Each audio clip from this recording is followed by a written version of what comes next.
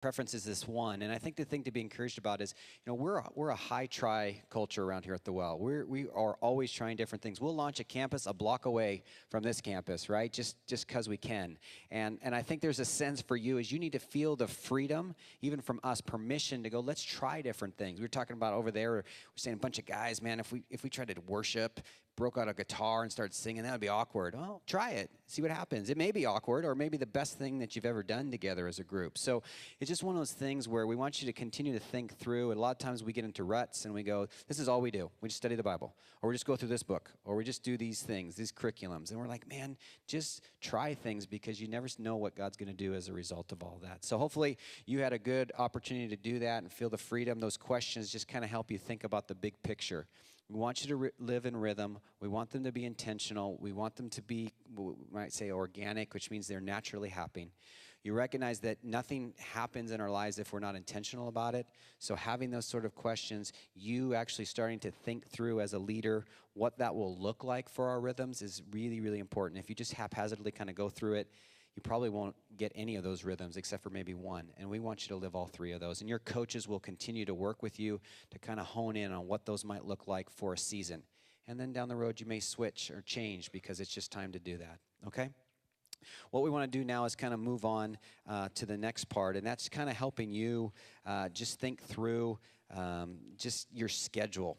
Like I said, if you're not intentional about stuff, things don't typically happen. I don't know, in your life, I've got 4 kids and just a ton of things that I'm involved with. And if my wife and I don't sit down or get up every morning and talk through our day and talk through what's going on and try to coordinate everything, man, our life is a mess. And things just happen to us and we're not ready for them. And then we're stressed, and it just causes some really bad things in our marriage as well as everything else. And so we want you as leaders to be intentional about your group. And so what we've done is we've actually given you some calendars, and they're really from us as the Well, kind of looking through just things that are coming up that are going on at the church. So whether it's the teaching series, whether it's the Christmas service, whether it's Serve Day, as well as some other things. We're putting on a marriage conference here in the spring, which we're excited about. So all of those things are already on your calendar, and so we want you to have the opportunity to see those. I'll get to those in a sec. So I want to talk about one other thing here before we get there.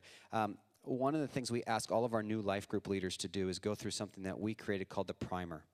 And so the primer is something that we, as a spiritual formation team here at the Well, designed as a way of saying, hey, a lot of times people start these new groups, and it's like, well, what do we do, and how does this play out, and we're not quite sure about all of it.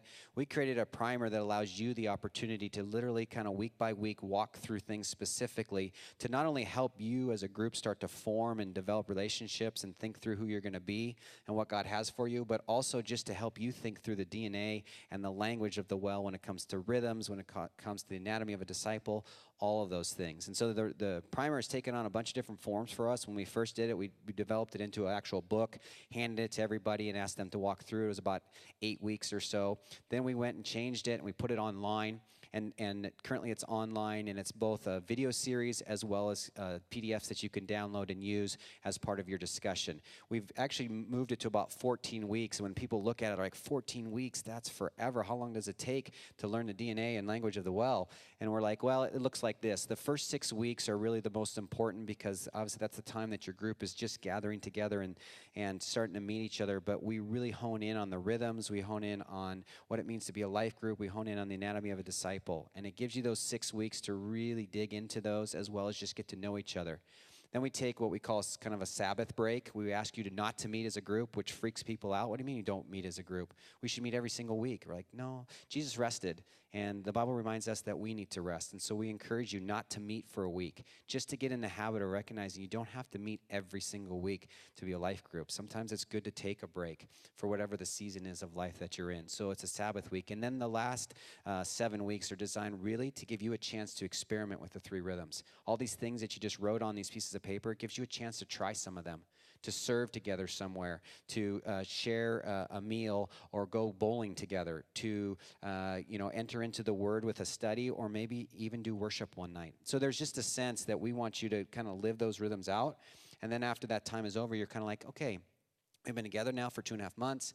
We have a sense of who each other is. We've tried lots of different things. Now this is maybe where, for the next season of life, we're going to, as a group, move forward with those rhythms, with this sense of kind of who God's called us to be, with the sense of maybe even adding new people along the way as we go. So the primer is online, and if you've talked to a spiritual formation director, or a campus pastor, or even a coach, they'll kind of walk you through that. But that's our heart, that you would see that.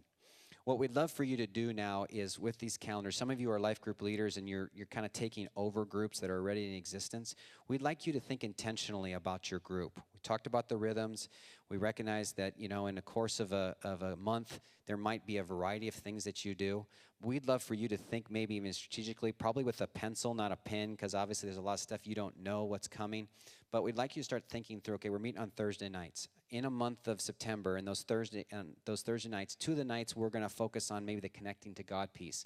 So we're going to be in the book of James, and we're going to study that, and we've got the curriculum, and we're going to move forward with that. But then on the 3rd Thursday, we're just not even going to get into God's Word. We're going to fellowship. We're going to have a meal together. We're going to have a ton of fun.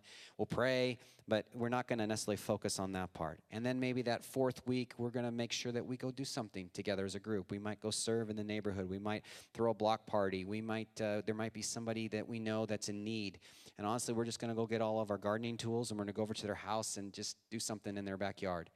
Whatever that is, that's up to you guys. But we think if you're intentional about it, it will happen a lot more naturally than if you just go, we'll see what happens. So what we'd love for you to do over the next 5-6 minutes, this is kind of on your own, is just think through your calendar, look through those things, start to kind of write some things down. You may find as you're doing that lots of ideas come to your mind. And then as you get more and more into your new group, you've got the opportunity to make that kind of more of a reality. Okay? Go for it.